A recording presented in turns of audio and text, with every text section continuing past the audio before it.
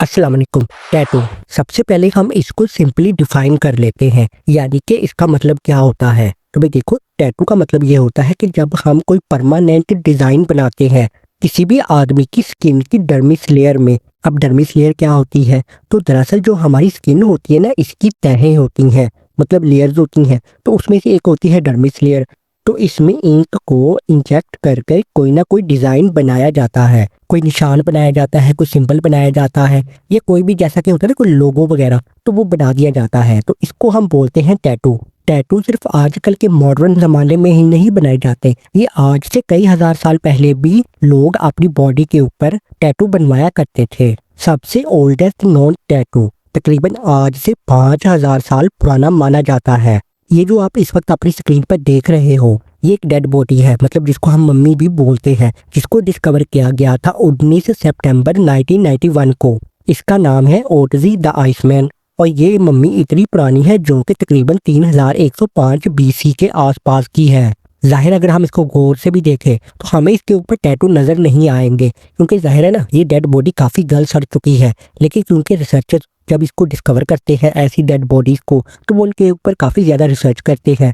तो उनके मुताबिक इसकी बॉडी पर तकरीबन 50 से लेकर 60 टैटू पाए गए हैं, जो कि बनाए गए थे फायर प्लेस ऐश से, मतलब इसको इंसर्ट करके।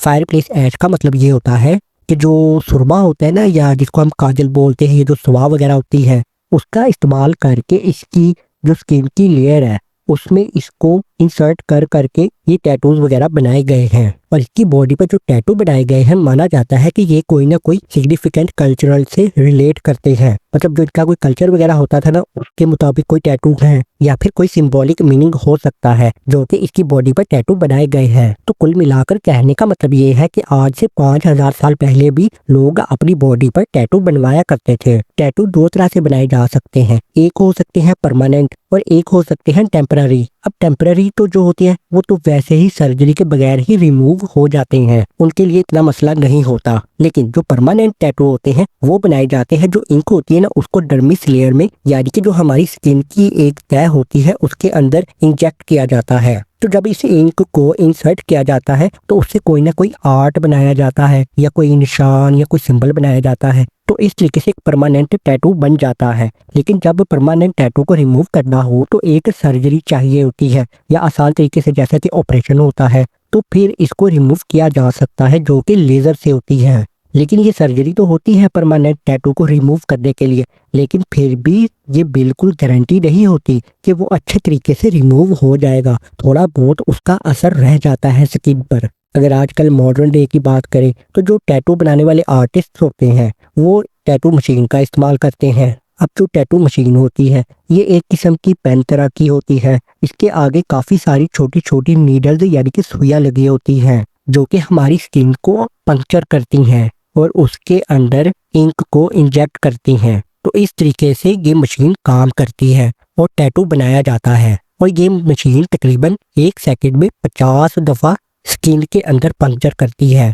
जैसा कि मैंने अभी बोला कि आजकल के ज़माने में टैटू मशीन का इस्तेमाल किया जाता है, और इस मशीन को सबसे पहले इजाद किया गया था, यानी कि इन्वेंट किया था 1891 में, जो कि किया था सैमुअल ओ रिलाय ने। अब ये जो टैटू मशीन आप स्क्रीन पर देख रहे हो, ये एक पेन की तरह होती है आगे से। तो इससे पहले कैसे लोग बनाते होंगे टैटू? तो भाई इससे पहले लोग मैनुअल तरीके से बनाया करते थे टैटू, जो कि किसी न किसी जानवर की हड्डी का इस्तेमाल किया करते थे, और मैनुअल तरीके से स्किन को पंक्चर किया करते थे, और फिर इंक को इंजेक्ट किया करते थे डर्मिस लेयर में, ताकि टैटू बनाया जा सके। अब टैटू की 3 मेन टाइप्स हो सकती हैं। नंबर 1 डेकोरेटिव, नंबर 2 पिक्टोरियल, और नंबर 3 पर सिंबॉलिक टैटूज। सबसे पहले हम देखते हैं डेकोरेटिव। और जो डेकोरेटिव टैटूज बनाए जाते हैं बॉडी के ऊपर, इनका कोई खास मतलब नहीं होता, ये ऐसे ही बस शो शाह के लिए बनाए जाते हैं बॉडी के ऊपर। जैसा कि मिसाल के तौर पर अगर हम ये बात करें, कोई फूलों का गुलदस्ता भी हो सकता है, या किसी से इंस्पायर होकर उसकी तस्वीर बना लेना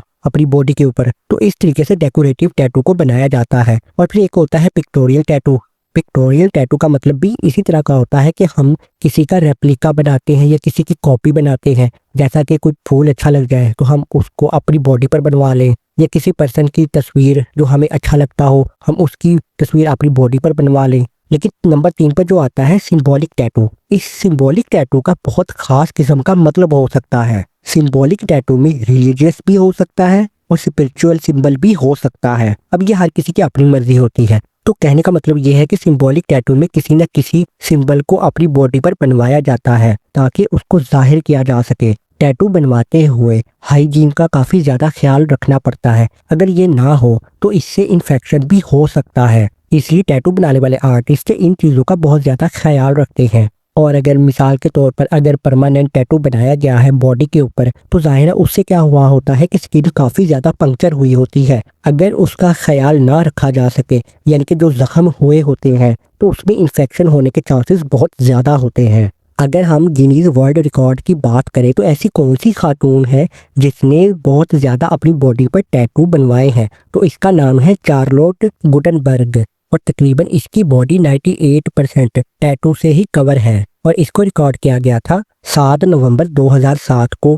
और अब हम अगर बात करें गिनीज वर्ल्ड रिकॉर्ड की, तो कौन सा एक ऐसा आदमी है जिसने सबसे ज़्यादा अपनी बॉडी पर टैटू बनवाए हो, तो इसका नाम है लकी रिच और इसकी बॉडी 100% टैटू से ही कवर है और इसको रिकॉर्ड किया गया था 14 मार्च 2006 में।